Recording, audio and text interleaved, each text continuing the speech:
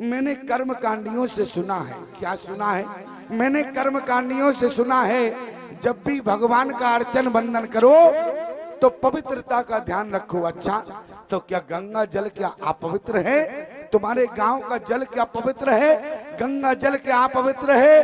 अरे गंगा दूसरों को पवित्र करने वाली है। एक बात याद रखना, गंगा में स्नान करने के बाद गंगा तुम्हारे पाप ले लेती है, लेकिन इसके बाद भी गंगा के पास पाप नहीं रहती। आप कहें गंगा हमारे पाप लेने के बाद गंगा के पाप कहाँ चले जाते हैं? आप कहें गंगा समुद्र में चली गई तो समुद्र में चले गए। गंगा अपने पाप समुद्र में नहीं ले जाती। जिस समय प्यारे भक्त माल की कथा है, भगीरथ के तप से गंगा जिस समय प्रसन्न हो गई, अब गंगा ब्रह्मा के कमंडल से बाहर न निकली। गंगा जिस समय ब्रह्मा के कमंडल से बाहर नहीं आई, भगीरथ ने हाथ जोड़ा। भगीरथ ने कहा कि गंगा आप हमारे साथ चलो, सगर के पुत्रों का उद्धार करना है। गंगा ने कहा तुम ब्रह्मा के कमंडल से थोड़ा सा जल ले जाओ, वहां उद्धार हो जाएगा, लेकिन मैं भूमि पर नहीं जाऊंगी। किसी ने कहा गंगा तुम भूमि पर क्यों नहीं जाओगी? यहाँ तक कि ब्रह्मा ने कहा कि गंगा यदि तुम भगीरथ के तप से प्रसन्न हो तो तुम भगीरथ के साथ चली जाओ। लेकिन गंगा ने कहा ब्रह्मा जी से, यदि आज मैं भगीरथ के साथ जाऊंगी पृथ्वी पर, जिस समय पृथ्वी के लोग गंगा में स्नान करेंगे, जिस समय पृथ्वी के लोग गंगा को स्पर्श करेंगे, तो लोगों के पाप गंगा में आ जाएंगे, गंगा अपवित्र हो जाएगी। अभी ब्रह्मा के कमंडल में गंगा है तो पवित्र है, इसलिए मैं धरती पर जाना नहीं चाहती। याद रखना, भगवान प्रकट हो गए। भगवान ने कहा गंगा किस बात का डर है तुम्हें? गंगा ने कहा यदि मैं धरती पर गई, लोग मुझे स्पर्श करेंगे, लोग स्नान करेंगे गंगा में, तो मैं अपवित्र हो जाऊंगी। लेकिन भगवान ने कहा कि गंगा यदि तुम्हें इस बात का डर है कि लोग गंगा में स्पर्श करेंगे, स्नान करेंगे, तो लोगों के पाप गंगा में आ जाएंगे। गंगा तुम भगीरथ के साथ पृथ्वी पर चली जाओ। और एक बात हमारी ध्यान से सुनना, आज भगवान ने कहा कि गंगा लोगों के पाप तो तुम ले लोगी, लेकिन जिस समय महात्मा गंगा में स्नान करेगा तो महात्मा गंगा के पाप ले लेगा, गंगा तुम पवित्र हो जाओगी। याद रखना प्यारे, महात्मा सामान्य नहीं हुआ करते हैं। गोस्वामी जी ने क्या कहा, संत दरस जे मैं पातक डरही, संत दरस जे मैं पातक डरही। संत सामान्य नहीं होते हैं। अच्छा एक बात बतावें, संत की परिभाषा जानते हो क्या है? संत की परिभाषा ये लोगों ने कहा, संत का मतलब होता है जो आपकी समस्या का अंत करे, उसी का नाम संत होता है। ध्यान देना, संत की परिभाषा क्या है?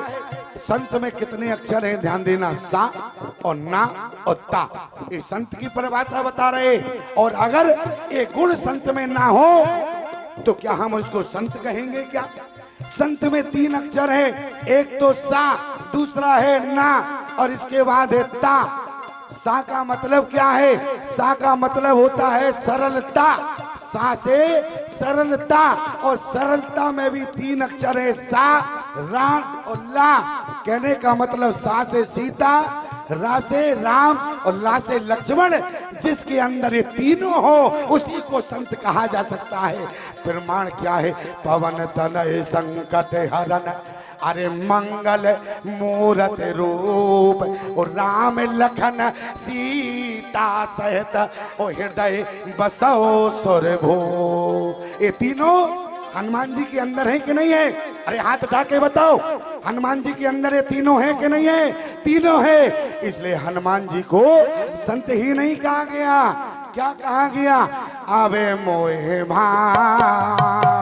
भरोसन मनता, आवे मोहे भरोसे हनुमंता, बिन हरि कृपा मिले नहीं संता, बिन हरि कृपा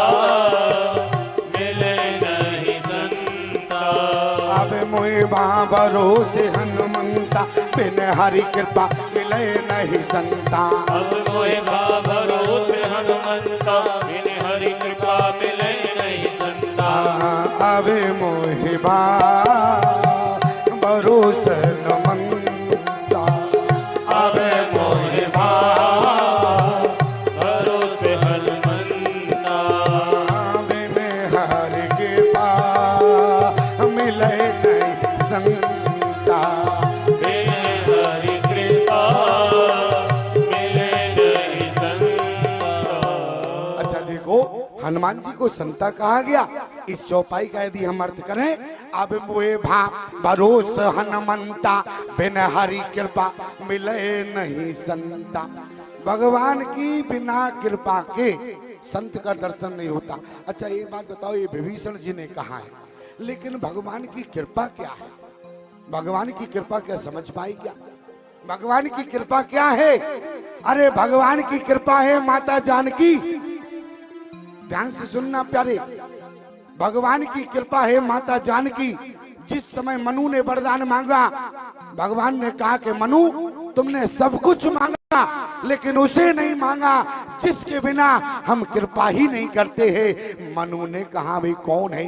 आदि शक्ति जय, अरे आदि शक्ति जय, अरे जगियो पे जाया और सो अवतारे हो मोर यह माया।